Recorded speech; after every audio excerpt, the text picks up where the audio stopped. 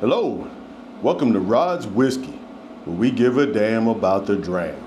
Today we're having a taste of Knob Creek Single Barrel Select Rye, coming in at 115 proof.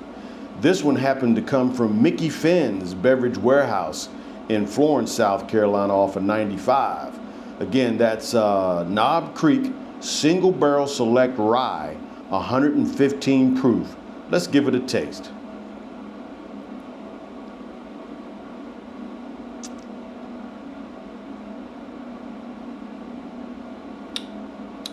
All right, this is just how I like my whiskey. We're gonna have to give this one a Rod's Whiskey double. Sorry, correct myself.